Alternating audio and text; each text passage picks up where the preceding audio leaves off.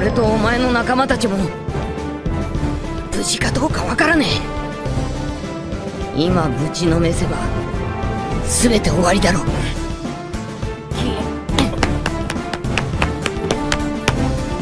カイドウ、こっちだー。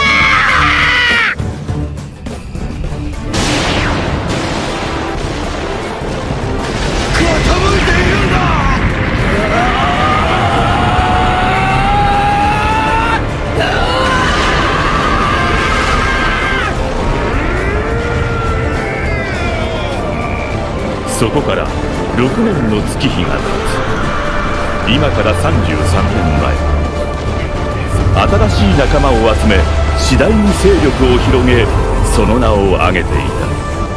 お前はまた明日だと。もっとやらせろ。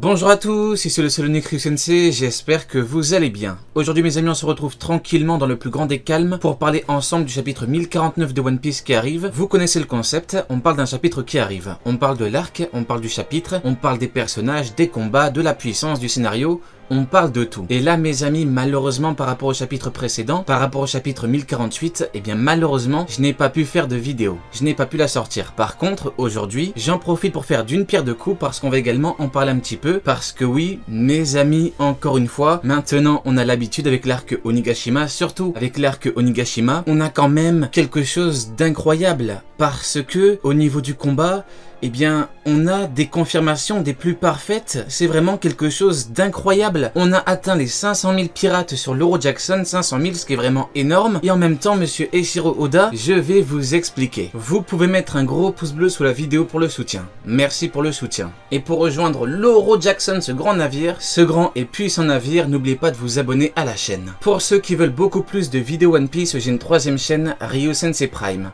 N'hésitez pas, il y a beaucoup de choses qui se passent là-bas. C'est vraiment bien, on rigole pas mal, on débunk, on analyse, on réagit, tout ça. Ryusensei Prime.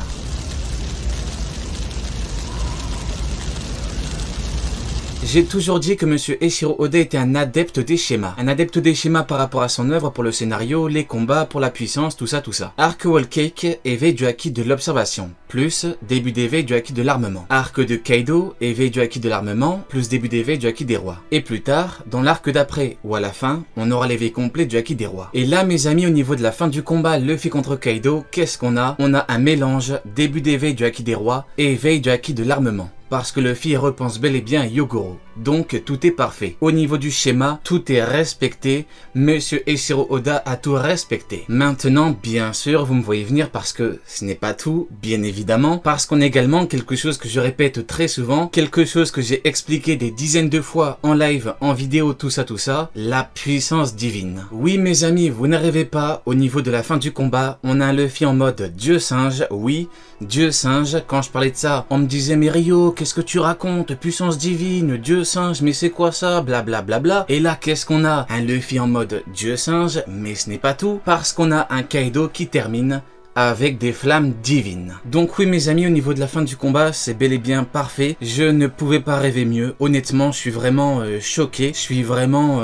c'est vraiment incroyable. Honnêtement, c'est vraiment incroyable. Au niveau de l'arc Onigashima, je vais sortir ma grosse vidéo qui va tout expliquer parce que je vais faire un gros récapitulatif au niveau des théories, au niveau des schémas, parce que là, honnêtement, c'est vraiment incroyable. Du début à la fin, merci à toutes celles et ceux qui m'ont soutenu, qui m'ont dit oui Rio, continue, c'est incroyable, continue, tout ça. Merci à vous. Merci pour votre soutien. Les théories, je les fais pour vous. Et là, bah franchement, c'est vraiment incroyable au niveau de la puissance divine, au niveau de Kaido, transformation finale, au niveau de Luffy, puissance divine, technique divine, puissance finale. C'est vraiment incroyable. Haki de l'armement, franchement, c'est vraiment légendaire. Je n'ai plus les mots. Honnêtement, je n'ai plus les mots. C'est vraiment magnifique. Donc, merci à vous et l'aventure continue. Ne vous inquiétez pas, je vais continuer. Les grosses théories reprennent. Je l'avais dit et je m'y tiens. Les grosses théories reprennent et on va valider tout ça.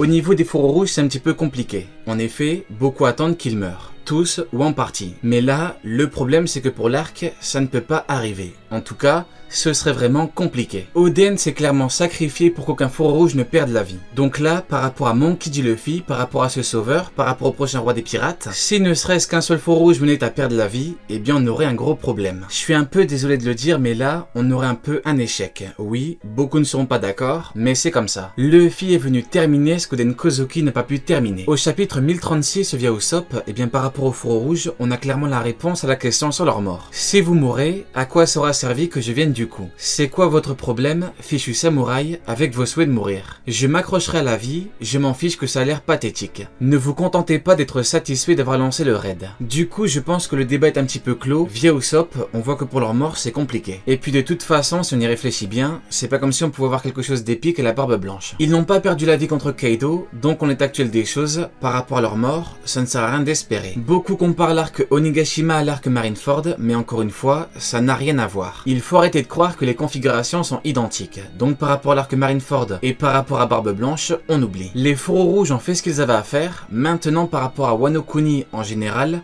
eh bien le pays aura besoin d'eux. Wano Kuni a déjà perdu Oden Kozuki, laissons les fourreaux rouges pour la protection. Le fait que pour la fin du combat on a Luffy en mode dieu singe et Kaido avec des flammes divines, c'est vraiment tout sauf anodin. Parce que la puissance divine, je ne le répéterai jamais assez, dans le monde de One Piece c'est la plus grande des puissances pour un combattant. La puissance divine semble être liée au Haki des rois. Donc maintenant, reprenons les mots de Kaido. Par rapport à la puissance, il n'y a rien de plus puissant que le Haki. Goldie Roger, le roi des pirates qui a battu Rox d'Ixebek, la plus grande des menaces par rapport au monde, l'homme qui voulait devenir le maître du monde, on parle quand même d'un pirate qui est bien plus que légendaire et qui avait sous ses ordres des pirates avec de gigantesques potentiels et qui sont par ailleurs devenus Yonko, pas tous bien évidemment, mais les plus puissants, et bien Goldie Roger tirait justement son énorme niveau de la puissance divine. Tout comme qui, tout comme Shanks. On n'est pas là pour parler de Shanks, par contre ce qu'il faut comprendre c'est que Shanks arrivera après Kaido. Pourquoi? Eh bien justement parce qu'il représente la puissance divine actuellement dans le monde. Donc en fait par rapport à la fin de l'œuvre, par rapport au niveau finaux de l'œuvre, par rapport à la puissance, eh bien ça tournera autour de la puissance divine. Donc il ne faut pas croire que c'est n'importe quoi. Bien au contraire, préparez-vous et écoutez-moi bien, je vais peut-être en choquer certains, mais écoutez-moi bien, le niveau qu'a montré Kaido, la puissance qu'a montré Kaido, eh bien par rapport à la fin de l'œuvre, ce n'est pas énorme. Oui, pour beaucoup c'est choquant, pour beaucoup c'est n'importe quoi, mais écoutez-moi bien, une fois que la véritable puissance divine sera montrée, eh bien tout le monde comprendra. Monkey D. Luffy vise la puissance du roi des pirates,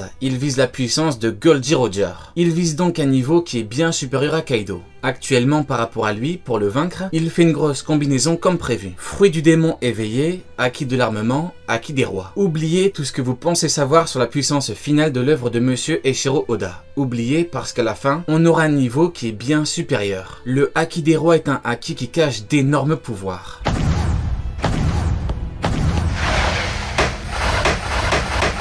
Maintenant parlons du roi des bêtes. Alors là pour contrer la grosse technique de Luffy, une grosse technique qui est énorme et qui combine de puissants acquis avec un énorme éveil, eh bien c'est changé en dragon de feu. On va dire les termes mes amis parce qu'il le faut, la forme est stratosphérique. On a une forme d'empereur qui est vraiment incroyable. Au niveau de Big Mom, on avait vu qu'elle avait une toute nouvelle forme, une forme qui la rendait encore plus puissante et une forme qui est un petit peu spectaculaire. Maintenant par rapport à Kaido, bien évidemment comme c'est son arc, comme l'arc Onigashima et l'arc de Kaido, eh bien on a quelque chose d'encore mieux. On a un dragon de feu qui envoie des flammes divines. Ce qu'il faut bien comprendre c'est que là on a réellement un moment qui est crucial. On a un Kaido qui envoie une énorme technique, un Luffy qui envoie une énorme technique et surtout on a un Kaido avec une nouvelle forme, une forme inédite, une forme qu'il réserve pour la fin. Donc maintenant on a un véritable choc de techniques divines. Les deux envoient tout et le résultat est colossal. Par contre le problème c'est que scénaristiquement parlant, si Kaido est bel et bien le pirate le plus puissant du monde actuellement, eh bien Luffy va battre le pirate le plus puissant du monde. Donc, dans la logique des choses, Luffy deviendra le pirate le plus puissant du monde. Et là, on a un problème. Comment peut-il devenir le pirate le plus puissant du monde s'il n'a pas réellement maîtrisé la puissance divine? Comment? Il a un très bon éveil de fruits, c'est bien. En termes de HDO, c'est bien. En termes de HDA, c'est bien. En termes de HDR, c'est bien. Par contre, au niveau de la puissance divine,